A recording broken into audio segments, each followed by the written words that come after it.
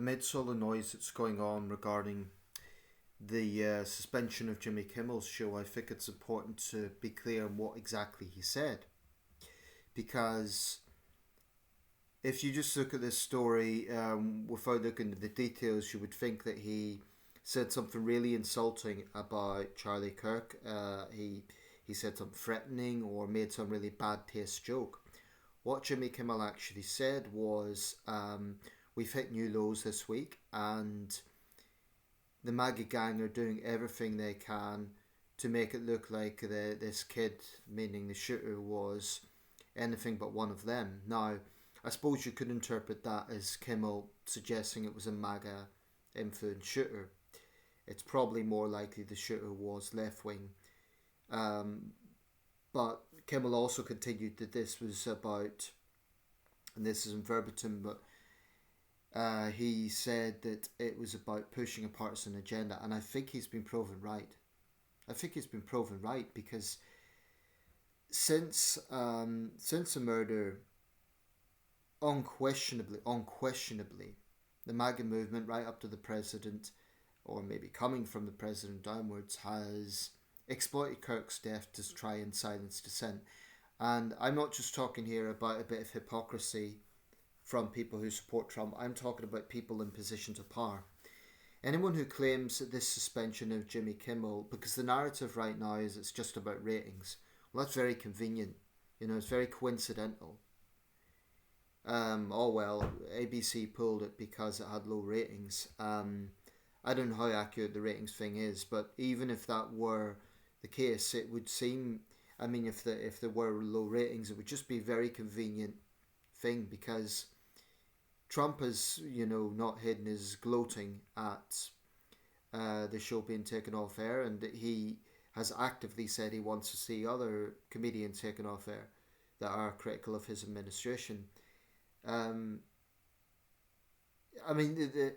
The sheer depth of dishonesty that's going on from the MAGA movement, the sheer depth of hypocrisy, I just find it rather sickening. They have the gall to talk about decency and civility and truth and accountability and all these things that their dear leader has abjectly been opposite to. I'm genuinely disgusted at the hypocrisy.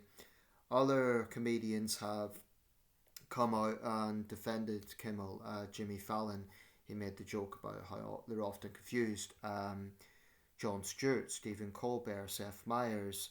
I'm sure I'm forgetting people, but there's been they've universally come out and condemn what's happening, because no doubt they're thinking they could be next. One of them, I think it was Seth Meyers, was sort of exaggerating how he loved President Trump. He didn't want to be next, but there is a very serious side to this. I've mentioned how there's an atmosphere of kind of 2020s McCarthyism. One of the most absurd things that was said in light of the Kimmel thing from conservatives was that he should apologise to the Kirk family and donate to them.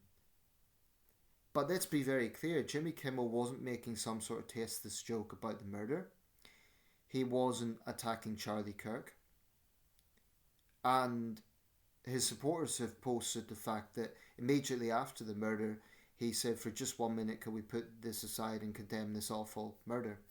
Again, that's not verbatim, but he very clearly condemned it. And that's what has been clearly happening.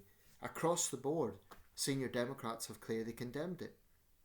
So why are we hearing the narrative from the MAGA side that leftists are celebrating? I admit there will be some people celebrating, but the point is, those in a position of power, for the most part, overwhelmingly have condemned the murder, including Jimmy Kimmel. There's just no question about that. Contrast this with MAGA's reaction to violence. The fact of the matter is, the President of the United States used his executive power to pardon violent insurrectionists. He called them great people. So to hear Trump supporters now talk about civility and think that they've got some sort of moral high ground is sickening, quite frankly, because the hypocrisy is so deeply entrenched. I watched a clip by Brian Tyler Cohen, and he showed a clip from former President Barack Obama, and Obama, as he always is, was very reflective, and he was saying that um, there's been extremes in America, both left and right, um, but in his administration, this wasn't enabled in his White House, these sort of extremes, and he was confident that those who he stood against, that they ran against, John McCain, Mitt Romney, um, George W. Bush, in terms of being in a different party, um, would share that stance. That the extremes are now something that's, I think, almost unique to Trump's White House. I think actually it is unique because, I mean, Nixon was corrupt, and pretty much every American president has had controversies. And not, it'd be naive to say otherwise, but I cannot think in my lifetime of a more extreme administration. Not just the president, but you have J.D. Vance and Marco Rubio actively trying to silence Charlie Kirk critics. So they're conflating those glorifying his death with those who simply saw things differently. I mean, it's this sort of gaslighting on a massive scale. Because the man died violently, then you must agree with him, and if you don't, then you're an enemy of America. This is what Rubio's ordering the State Department to do, to cancel visas of people who, as he puts it, are celebrating Kirk's death, but really that translates as disagreeing with Charlie Kirk. This is a very serious infringement of the First Amendment. And the arrogance of these people to claim that they're the protectors of free speech, it's just staggering hypocrisy. And I can, as a British citizen, I can't forget Vance thinking he could lecture this country on free speech when he is now actively using the death of his friend to try and silence political opponents. That's what Vance is disgracefully doing. Not even political opponents, actually, ordinary people. You know, he's saying, hell, go after their employers, you know, find out where they work. This is absolutely McCarthyism. But you know something? Joseph McCarthy was a single senator. What we're seeing now is arguably worse because it's coming from an entire administration, not just one extreme populist senator. This is at administrative level at the very top. And yes, I'm aware there was a House of Un-American Activities in tandem with McCarthyism, but I don't know. I would argue this is maybe because of the presence of social media. You've got all that dynamic as well. Look at the way that MAGA reacted when there was violence against left-wing figures, when Melissa Hortman and her husband were killed, when Paul Pelosi was violently attacked, when Governor Josh Shapiro of Pennsylvania had his home burned down. How did they react? They spread disinformation. They, in some cases, condemned it. It wasn't universal. They condemned it, but they spread disinformation, didn't retract that disinformation. In the case of Donald Trump Jr., he made a disgusting joke about 82-year-old Paul Pelosi when he was in an ICU. It wasn't clear that he would pull through. He did, but imagine if Paul Pelosi had passed away. Now, not a single MAGA Republican condemned that as being in bad taste or inappropriate. Not a single one of them. And the very same people now have the arrogance to talk about decency. I agree that people celebrating Kirk's death, it's inappropriate. I didn't like the man, quite frankly. I don't think he was a great person, but I think it's inappropriate to celebrate his death.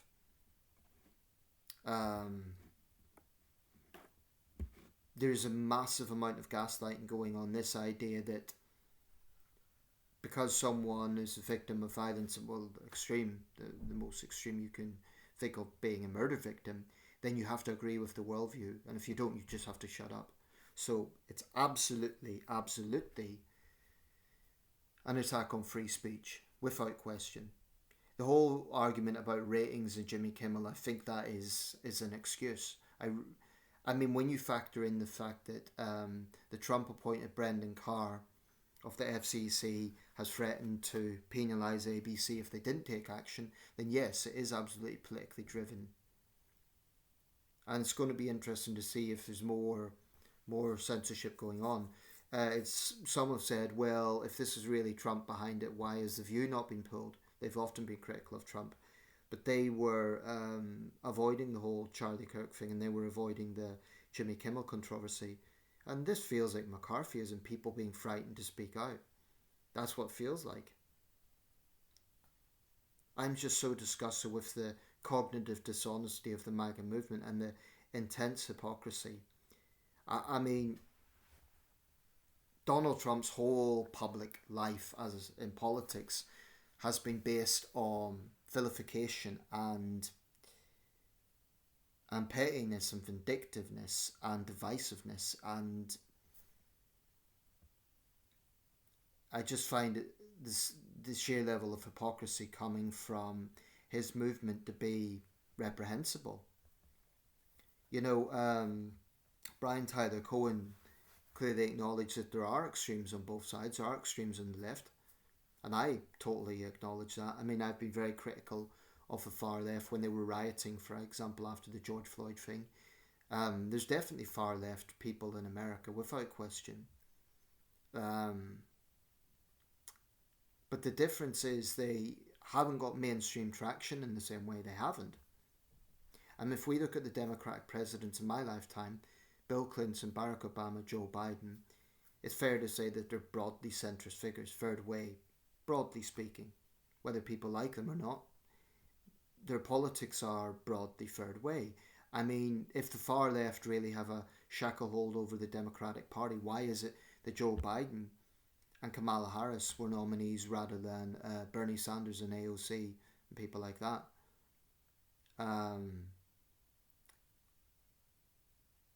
Whereas with the Republican Party, it's been totally hijacked by the MAGA cult. I think Kimmel's right to call it a gang. And actually his suspension just proves him right. That they have politicised this. The idea that he apologised to Kirk's family. Why? He hasn't insulted Charlie Kirk. He hasn't... this is just dangerously exploiting a man's death. I mean, that's what they're clearly doing. Clearly. And it's kind of emotional blackmail because, you know, it's one of their leading figures that was the victim of extreme violence, so they get to they get to assume a mantle of moral high ground, but they don't have it, because we're talking about a president who, like I say, called the violent insurrectionists great people, pardoned them. I don't think MAGA has any moral high ground when it comes to violence at all. So, one thing that depresses me though is, you know, I can understand, like, can genuinely understand people who were concerned about the rising cost of living. They were concerned about the southern border. They were concerned about a range of factors, and they weren't convinced by Biden and Harris. I can understand them voting for Trump, although I think it was a serious mistake, but that's their democratic right. What I have a big problem with is intelligent people. People who are informed, people who should know better, people who, in some cases, I used to respect, who used to be a voice of reason, who have jumped into the MAGA bandwagon. And I wonder about that. I wonder, is it for convenience? Because maybe they just like a winner. Maybe they think life will be easier for them if they pick a winner. I don't know. I don't really know the psychology behind it. But I've seen people, I'm not going to name names here, but people I used to think were voices of reason, and they are consciously choosing to ignore every toxic thing Trump comes out with, every single lie. And the lies are on an industrial scale. Not just from Trump, from Elon Musk and others. It's just these people, you know, they go on about leftists and they claim that they have a monopoly on free speech, but they are abjectly refusing to acknowledge any of the toxic things Trump comes out with. You know, when he spoke about migrants poisoning the blood of our people, that's fascistic language, without question.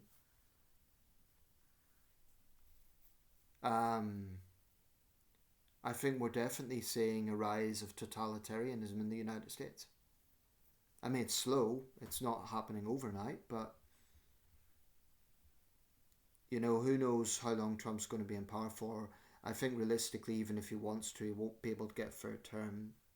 But that's, if he was incapacitated by a stroke or something, I don't think his health's as good as is implied. And Vance took over.